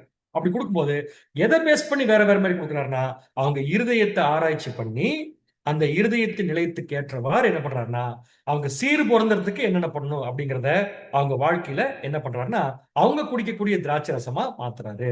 அவங்க இயல்புக்கு ஏற்றவாறு தேவனதை ஏற்படுத்துறாரு. அதனால அந்த சோதனைகள் வரும் பாத்திரம் என்ன பாத்திரமா இருக்கும்னா, கர்த்தருடைய பாத்திரமாக இருக்க வேண்டும். நிறைய பேர் வாழ்க்கையில் ரொம்ப கஷ்டப்படுறாங்க. ஆனா அவங்க படக்கூடிய கஷ்டம்லாம் கர்த்தருடைய பாத்திரத்துல குடிக்கிறதால வரக்கூடிய கஷ்டம் இருக்காது. பிதாவாகிய தேவனுடைய நோக்கத்துக்காக கஷ்டப்பட மாட்டாங்க. அவங்க நோக்கத்துக்காக கஷ்டப்பட்டுட்டு நான் கர்த்தருடைய பாத்திரத்தில் பானம் பண்ணுகிறேன் என்று என்ன பண்ண முடியாதுங்க, சொல்ல முடியும். சோ இதை பத்தி ரசல்பர் 2 இடத்துல எழுதியிருக்காரு. அதை நம்ம வாசிக்கலாம். ரீபிரின்ஸ் பேஜ் நம்பர் 2772 அதுல வாசிக்கலாம். ஒரே பாத்திரம், ஒரே அப்பம், நாம் அனைவரும் கிறிஸ்து என்ற ஒரே தலைக்கு கீழ்ப்பட்ட பல அவயவங்கள், நாம் அனைவரும் ஒரே வகையான தியாக பாதையில் பயணிக்கிறோம். ரொம்ப அழகா எழுதியிருக்காரு. நம்ம அனைவரும் ஒரே வகையான சாக்ரிஃபிஷியல் பாத்துல பயணிக்கிறோம். நம்ம எல்லாருமே நம்ம லைஃப பலிபீடத்தின் மேல கொண்டு வச்சிட்டோம். ஆனா பலிபீடத்தின் மேல கொண்டு வச்சதுக்கு அப்புறம் நம்முடைய பலி எரிஞ்சு தேவனுக்கு சுகந்த வாசனையா மாறுறதுக்கு எல்லாத்துக்கும் ஒரே மாதிரி ஃபயர் கிடையாது. சோ நோக்கம் ஒன்று, தேவன் கொடுக்கக்கூடிய சோதனைகள் எப்படி இருக்குன்னு பாத்தீங்கன்னா வேற வேறையா தான். பட் எல்லாரும் எந்த பாதையில் தான் போறோம்? ஒரே பாதை, அதான் ஒரே பாத்திரம். அடுத்தது ரீபிரின்ஸ் பேஜ் நம்பர் 2780 வாசிங். பிதாவாகிய தேவன் ஊற்றும் அந்த பாத்திரத்தை பருக தயாராக இருத்தல், அதாவது நாம் அபிஷேகம் செய்யப்பட்டவருடைய கிறிஸ்துவின் சரீரத்தின் அவயவங்களாக இருப்பதால் தேவன் நம்முடைய காரியங்களை வழிநடத்தி திட்டமிடுகிறார் என்பதை உணர்ந்து கொள்ளுதல். இந்த ஒரு பாடத்தை விட கர்த்தருடைய சீஷர்களுக்கு வேறு எந்த பாடமும் இவ்வளவு அவசியமானது இல்லை. அதாவது பிதாவாகிய தேவன் ஊற்றும் அந்த பாத்திரத்தை பருக தயாராக. எந்த பாத்திரத்தை? கர்த்தரின் பாத்திரத்தை பருகுவதற்கு தயாரித்தல் என்னன்னா, அபிஷேகம் பண்ணப்பட்ட, அதாவது கிறிஸ்துடைய சரீரத்தில் அங்கமான, அதாவது அப்பத்துல பங்கு கொண்ட, அதாவது என்னுடைய காரியங்களை தேவன் வழிநடத்தி திட்டமிடுகிறார் என்பதை உணர்ந்து கொள்ளுது. நம்ம காரியத்தை தேவன் திட்டமிட்டு எப்படி வழிநடத்துறாரு? வேற ஒண்ணுமே அவருடைய நோக்கத்துக்காக தருது எல்லாமே. அதான் பாத்திரம். சோ பிளான் பண்ணி அழகா அவர் செயல்படுத்துறாரு. அதுக்கு இருக்கிற நோக்கம் ஒண்ணுதான். அதான் கர்த்தருடைய பாத்திரம். அதை உணர்ந்து கொண்டு நம்ம அதை அனுபவிக்கிறதுங்கிறது விட பெரிய பாடம் வேற எதுவுமே இல்லைங்க. சோ இப்ப இந்த அண்டர்ஸ்டாண்டிங் வச்சுக்கலாம். பாத்திரம் என்பது பிதாவாகிய தேவனுடைய நோக்கம். யாருடைய வாழ்க்கையில? இயேசு கிறிஸ்துடைய வாழ்க்கையில். அதே பாத்திரம் தான் நமக்கு கொடுக்குறார். தட் மீன்ஸ் நமக்கு தனி பாத்திரம் இல்ல. இயேசு கிறிஸ்துடைய வாழ்க்கையில தேவன் வச்ச நோக்கம் தான் நம்ம வாழ்க்கையும் வச்சிருக்காரு. ஆனால் அந்த நோக்கத்துக்காக தேவன் அனுமதிக்கக்கூடிய அடுத்தடுத்த காரியங்கள் எல்லாம் எதை பேஸ் பண்ணிருக்குன்னா, இண்டிவிஜுவல் பர்சனுடைய கேப்பபிலிட்டி மற்றும் அவங்களுடைய கண்டிஷனை பொறுத்து என்ன பாத்தீங்கன்னா மாறுதுன்னு. சோ இந்த அண்டர்ஸ்டாண்டிங் வச்சு நம்ம என்ன பண்ணலாம்னா, பாத்திரம் தேவனுடைய நோக்கம், உள்ள இருக்கும் திராட்சை ரசம் தனித்தனியா கொடுக்கப்படக்கூடிய பாடுகளின் அடிப்படையில இப்ப நம்ம ஆண்டவராக இயேசு கிறிஸ்து பாத்திரத்தை பத்தி பேசின வசனத்துக்குலாம் இப்ப விளக்கம் அனுப்பிட்டோம். முதல்ல எங்க போயிடலாம்னா மத்தேயு 20:22. மத்தேயு 20:22. இயேசு பிரதியுத்தரமாக, நீங்கள் கேட்டுக்கொள்ளுகிறது இன்னது என்று உங்களுக்கு தெரியவில்லை. நான் குடிக்கும் பாத்திரத்தில் நீங்கள் குடிக்கவும் நான் பெறும் ஸ்நானத்தை நீங்கள் பெறவும் உங்களால் கூடுமா என்றார். அதற்கு அவர்கள் கூடும் என்றார்கள். சோ நல்லா கவனிக்கலாம். இந்த வசனத்தை ஏற்கனவே கேட்டதுன்னா, நீங்க என்ன கேக்குறீங்க உங்களுக்கு தெரியலன்ட்டு ஆண்டவர் அப்படின்னு என்ன அர்த்தம்? அவங்க ஏதோ ஒன்று எதிர்பார்த்திருக்கிறாங்க. பட் எதிர்பார்த்த விஷயத்திற்கு அவங்க போய் ரீச் பண்ணணும். எதிர்பார்ப்பு இருக்கிறது நியாயம். பட் போய் அடையிறதுன்னு ஒன்று இருக்கு இல்லையா? அதுக்கு தான் ஆண்டவர் பதில் சொல்றாரு. என்னன்னு தெரியாமலே நீங்க கேக்குறீங்க. அது என்னன்னு தெரிஞ்சுக்கோன்னா இப்ப நான் சொல்றது கேளுங்கிறாரு. அது என்னன்னா, நான் குடிக்கும் பாத்திரத்தில் நீங்கள் குடிக்கவும் நான் பெறும் ஸ்நானத்தை உங்களால் பெறவும் கூடுமா என்று சொன்னார். ஆமான்னு. இந்த ஸ்நானங்கிறது மரணம்னு சொல்லி வச்சுக்கலாம், ஜீவன் போறதுன்னு வச்சுக்கலாம். அப்ப ஆண்டவர் என்ன சொல்ல வந்திருக்காரு? இப்ப நம்ம புரிந்து கொண்ட அந்த புரிந்து கொள்ளுதல் படி பாத்திரம் அப்படிங்கிறது ஆண்டவர் குடிச்ச பாத்திரம். அதான் நான் குடிக்கும் பாத்திரம். அது பிதாவாகிய தேவனுடைய நோக்கம் நம்முடைய ஆண்டவராக இயேசு கிறிஸ்துவின் வாழ்க்கையில. சேம் நோக்கம் தான் நம்முடைய வாழ்க்கையில. அதான் நான் குடிக்கும் பாத்திரத்துல நீங்க குடிக்க முடியுமான்னு கேட்டார். சோ பிதாவாகிய தேவன் ஆண்டவராக இயேசு கிறிஸ்துடைய வாழ்க்கையில வச்ச அந்த நோக்கத்தை நீங்க புரிஞ்சுக்கிட்டு அந்த பாத்திரத்துல நீங்க குடிக்க முடியுமா? என்ன ஊத்தி குடிக்கணும்? திராட்சரசம். திராட்சரசம் என்ன? பாடுகள். சோ பாடுகளை அனுபவிக்கும் போது, பாடுகளை நாம் பெற்றுக்கொள்ளும் போது, தேவன் என்ன நோக்கத்துக்காக என்ன கூப்பிட்டாரோ அதே நோக்கத்துக்காக நீங்களும் பாட அனுபவிக்க முடியுமா அப்படின்னு கொஸ்டின் கேட்கிறாரு. அந்த நோக்கத்துக்காக நீங்க பாட அனுபவிச்சீங்கன்னா, நீங்க கேட்டீங்க பாருங்க, பொசிஷன், சிங்காசனம், அது உங்களுக்கு கிடைச்சிடும். ஆனாலும் தேவனுடைய சித்தம் எல்லாம் அது என்னாகாது, கிடைக்காதுன்றார். இந்த வசனத்தை விளக்கத்தை இப்ப நான் கீழே போடுறேன், நானே வாசிக்கிறேன் பாருங்க. இயேசு கிறிஸ்து என்ன சொல்லியிருக்காருன்னா, பிதா என்ன நோக்கத்துக்காக, அதான் கர்த்தருடைய பாத்திரம், பிதா என்ன நோக்கத்திற்காக என்னை அழைத்தாரோ அதை நான் புரிந்து கொண்டு அதற்கான பாடுகளை அனுபவித்து நான் ஜீவன் கொடுத்தது போல அதே நோக்கத்திற்காக தேவன் உங்களுக்கு கொடுக்கும் பாடுகளை நீங்கள் அனுபவித்து நீங்களும் ஜீவன் கொடுக்க. ஏன்னா ஜீவன் எல்லாருமே கொடுக்கலாம், எல்லாரும் செத்து போலாம். ஆனா சாகறதுக்கு முன்னாடி தேவன் குடித்த பாத்திரத்தில், கர்த்தருடைய பாத்திரத்தில் நீங்கள் பானம் பண்ணி அப்புறம்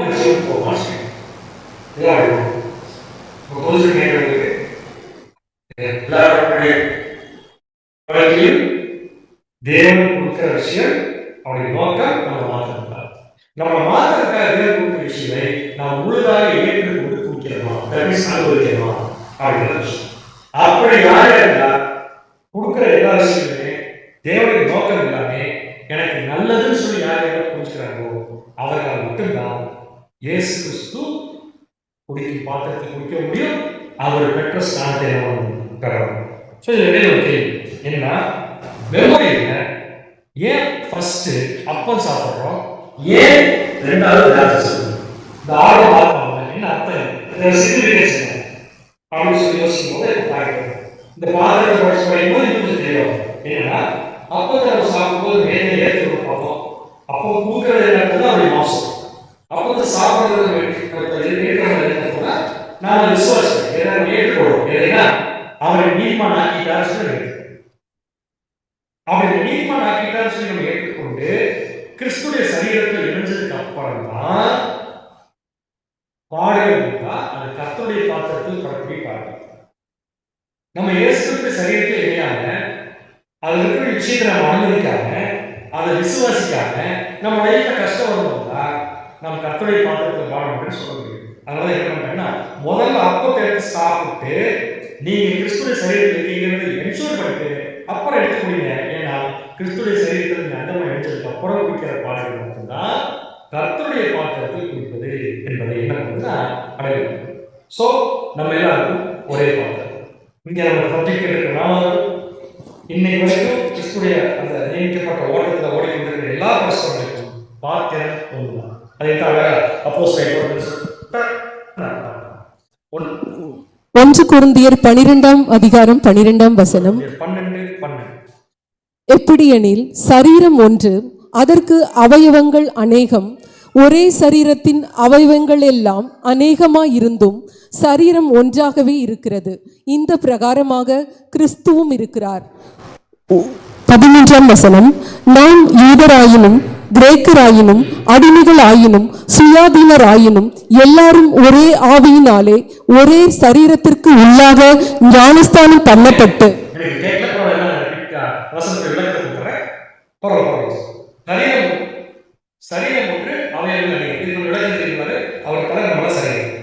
ஒரே சரீரத்தில் அவயவெல்லாம் அநேகமா இருக்காது, சரீரம் அப்படின்னு அர்த்தம், நோக்கம் இருக்கு. அந்த மாதிரி கிறிஸ்து. அதனால என்ன புரிஞ்சுக்கலாம், தேவன் நம்ம அனைவருடைய வாழ்க்கையிலும் வச்சிருக்கிற நோக்கம் ஒன்னே ஒன்றுதான். எதுக்காக நம்ம அழைப்பு கொடுத்தாரோ அந்த அழைப்புக்காக தான் அந்த நோக்கத்தை கீழே செயல்படுத்துவார். ஆனா ஒவ்வொருத்தரும் பழக்கூடிய பாடல்கள் வித்தியாசம். இதுதான் ப்ராசஸ். அப்ப இதை பார்த்து நாட்ஸ் தெரியும், சர்ச்சுக்கு அப்புறம் பேர் வச்சிருக்காங்க, கத்துடைய பாத்திரம் பேரு, சபையின் பாத்திரம் வச்சிருக்காங்க. சபையில நிறைய பேர் இருக்காங்க, கர்த்தர் ஒருத்தர். ஏன் கர்த்தரை பார்த்தீங்கன்னா பிதாவை நோக்கிறது இயேசு கிறிஸ்துவின் வாழ்க்கையை கொண்டுதான் நம்ம வாழ்க்கை ஒன்று. நம்ம தான் நிறைய பேர் இருக்கிறோம். அப்ப என்ன பேர் வச்சிருக்கலாம், இது சபையின் பாத்திரம் பேர் வச்சிருக்காங்க அப்படின்னா அது கரெக்ட். ஏன்னா சபையின் சாயலுக்கு இயேசு கிறிஸ்து மாறப்போம், இயேசு கிறிஸ்துடைய சாயலுக்கு தான் சபை மாறும். அப்படின்னு இந்த பாத்திரம் மாற்றக்கூடிய நோக்கம் என்கிற இந்த பாத்திரம் இல்லையா, அது முதல்ல யார் தேவன் கொடுத்தாங்க, இயேசு கிறிஸ்து. எதுக்கு? அவரை மாற வச்சு நம்ம ஒரு சாயலுக்கு அப்பவே சிறப்பு இருக்கு. ஸோ என்ன வேலை இருக்குன்னா கர்த்தரை பாத்திரமாக இருக்கணும். ஸோ அது இது கர்த்தரை பாத்திரம்.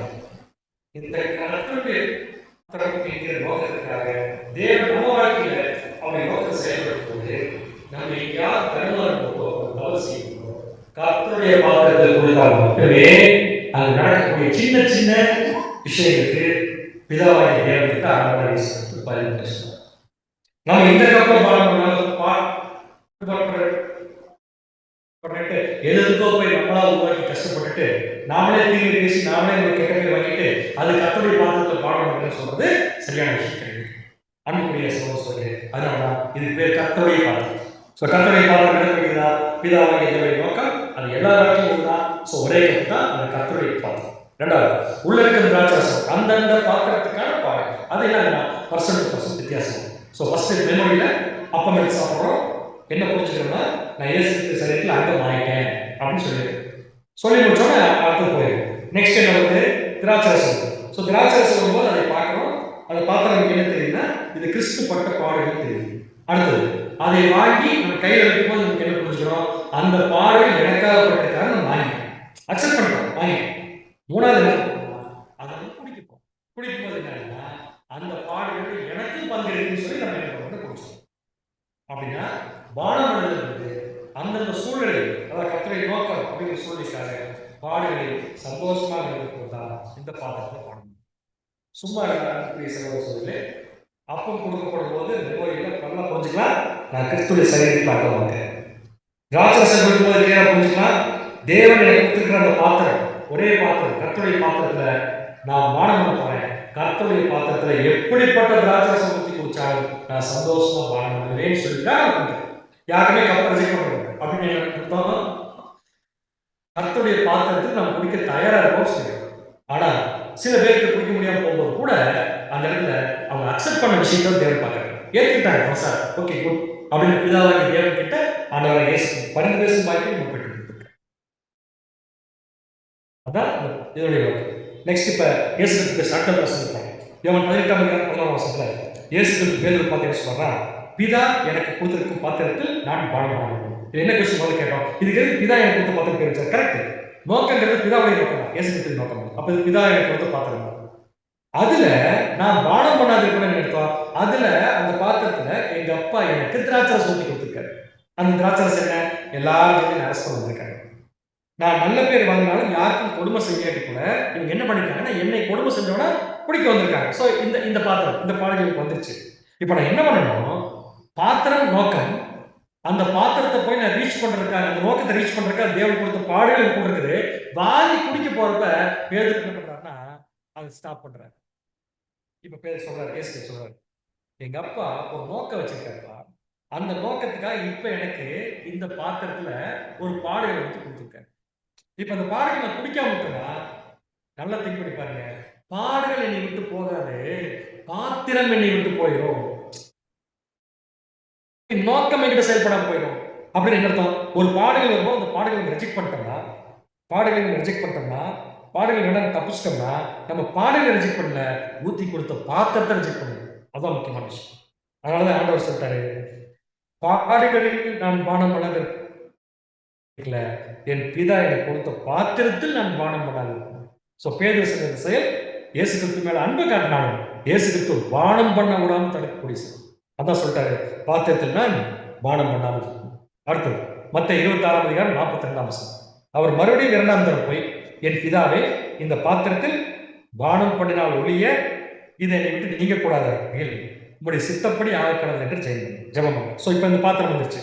ஸோ இந்த பாத்திரத்தில் ஆண்டவர் என்ன பண்றாருன்னா, இந்த டைம் மட்டும் ஆண்டவரே இந்த பாத்திரத்தை வேண்டாம் தான் சொல்றாரு, பாடுகளை வேண்டாம் ஆண்டவர் சொல்லவே இல்லை. நல்லா புரிஞ்சுக்கணும், பாடுகளை வேண்டாம்னு சொல்லி ஆண்டவர் சொல்லவே இல்லை, பாத்திரத்தை தான் வேண்டாம்னு சொல்லுங்க.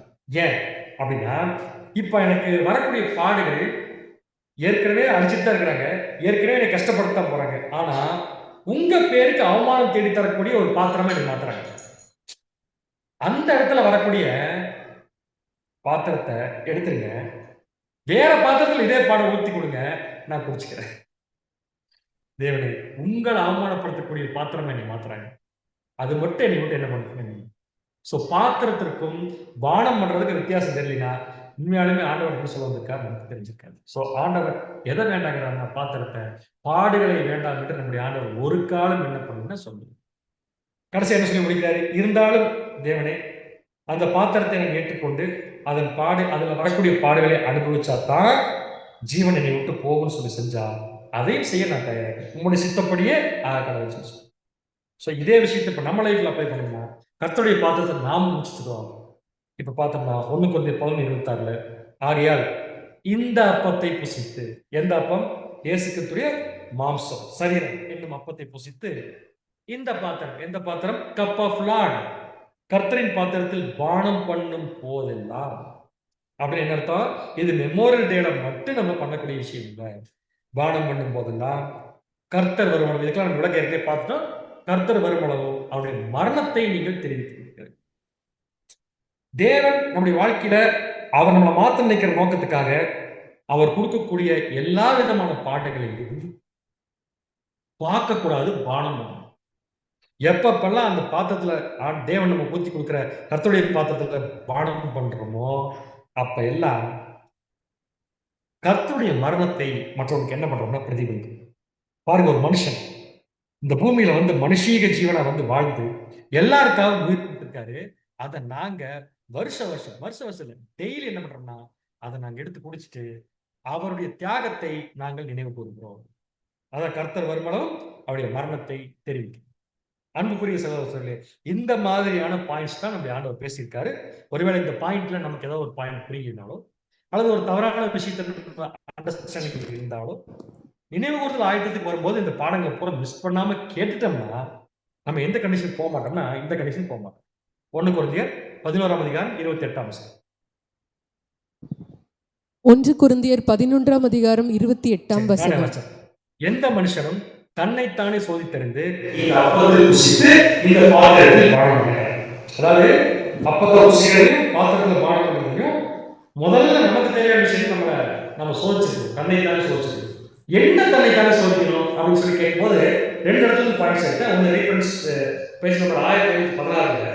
See that he understands the significance of the elements. அதாவது அப்பம், திராட்சை ரசம், பாத்திரம் அப்படிங்கிறது என்னன்னு தெரியாம பண்றது கூட தன்னைத்தான் சோதி தெரியாத விஷயமா தான் கன்சிடர் பண்ற வசனம். அப்ப நமக்கு என்ன தெரிஞ்சுக்கணும்? என்ன நடக்குது மெமோரியல், என்ன வருது நம்மகிட்ட, அதை எப்படி பார்க்கணும், அதை குடிக்கிறதுக்கு என்ன அர்த்தம், அதை சாப்பிட்றதுக்கு என்ன அர்த்தம் அப்படிங்கிறது தெரியாம பண்றது கூட தன்னைத்தானே சோதி தெரியாமல் வாழணும் சொல்லிட்டேன். இன்னொரு இடத்துல கொடுத்துருக்காரு.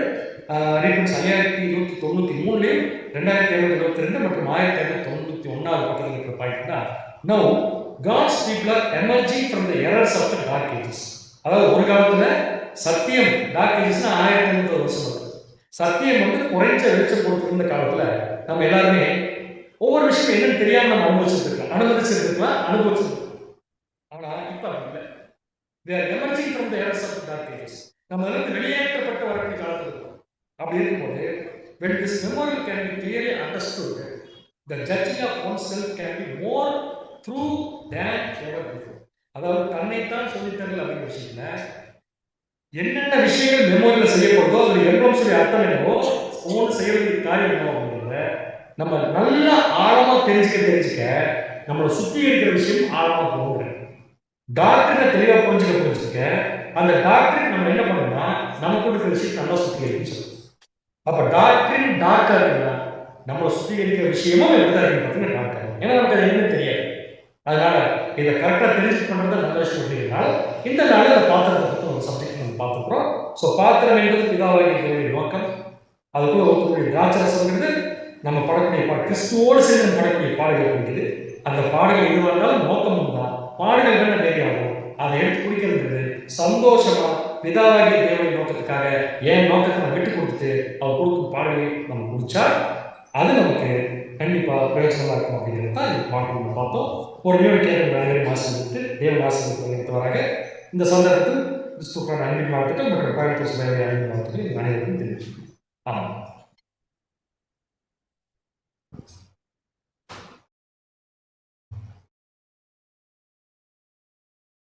அன்பான சகோதர சகோதரிகளே, இந்த ஒரு நாளில் கூட தேவன் நம்மளுக்கு கொடுத்த ஒரு அருமையான ஒரு சத்திய பாடத்துக்கு அவருடைய குமாரர் மூலியமாக நாம் நன்றிகளையும் ஸ்தோத்திரங்களையும் எடுத்துக்கொள்வோம். தூதை நம்மளுக்கு அருமையாக பகிர்ந்து கொடுத்த நம்முடைய அன்பு சகோதரருக்கும் கிறிஸ்துக்குள்ளான அன்பின் வாழ்த்துக்களை நாம் தெரிவித்துக் கொள்வோம். பிரதர், நீங்கள் லைனில் இருப்பீங்களா? இல்லை லேட் ஆகுதுன்னு சொல்லியிருந்தீங்க.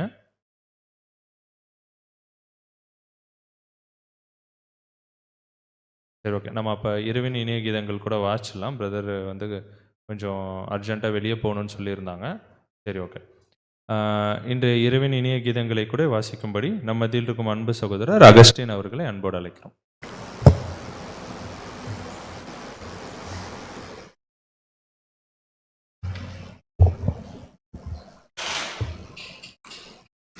இன்றைக்கான இரவின் இனிய கீதங்கள் மார்ச் 25. அப்படியே நல்ல மரமெல்லாம் நல்ல கனிகளை கொடுக்கும், கெட்ட மரமோ கெட்ட கனிகளை கொடுக்கும். மத்தேயு 7ஆம் அதிகாரம் 17வது வசனம். தேவனுடைய மெய்யான ஜனங்கள் அவர்களோடு பழகுகின்ற எல்லோருடனும் கனிவான மிகுந்த பயன்களை தரக்கூடிய கிரியைகளினால் மிகுந்த கனிகளை கொடுக்கிறவர்களாக இருப்பார்கள். ஒரு புறத்தில் சிதறிய முட்களின் மத்தியில் விழுந்த விதையைப் போல பல தவறான போதகங்களையும் தவறுகளையும் தவறான முடிவுகளையும் பெரிதாய் எண்ணி பெளித்து போன சிலர் முட்களைப் போலவே கனி தராமல் போவார்கள். சிலர் எட்டி பழுத்தன இலவும் காய்ந்தன என்ற ரீதியிலே எவருக்கும் உபயோகம் இல்லாமல் போய்விடுகின்றனர். கர்த்தருடைய பிள்ளைகள் மெய்யான போதகத்திற்கும் போலியான போதகத்திற்கும் வித்தியாசம் தெரிந்து அடையாளம் கண்டு அவர்களை விட்டு விலகுவார்கள். இதில் ஒரு வகுப்பார் தீமையையும் அழிவுக்குரியதையுமே செய்வார்கள். மிகுந்த நற்பலனை கொடுக்கின்ற மற்றவர்களோ உதவி செய்கிறவர்களாகவும் கட்டுகிறவர்களாகவும் சமாதானம் செய்கிறவர்களாகவும் பலப்படுத்துகிறவர்களாகவும் இருப்பார்கள். ஆமேன்.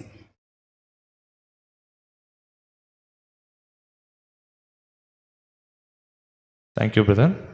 இந்த ஒரு செஷனுக்கு முடிவாக கூட நம்ம மத்தியில் இருக்கும் அன்பு சகோதரர் அஜித் குமார் அவர்களை ஜெபம் செய்யும்படி அன்போடு அழைக்கிறோம்.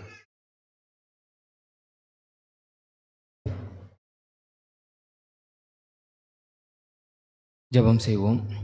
மகா இரக்கமும் நீடிய சாந்தமும் அன்பும் தயவும் நிறைந்த எங்கள் பரலோக பிதாவே, பிதாவே, உமக்கு எல்லா துதிகன மகிமை யாவற்றையும் உமது ஒரே பேரான குமாரனும் எங்களுடைய அருமை இரட்சகருமாகிய ஆண்டவராகிய இயேசு கிறிஸ்துவின் வழியாக ஏறடிக்கிறோம். பிதாவே, பிதாவே, கடந்த நாட்கள் முழுவதும் பாதுகாத்து வழிநடத்தி இந்த நாளையும் கிருபையாக கொடுத்துருக்கீங்க.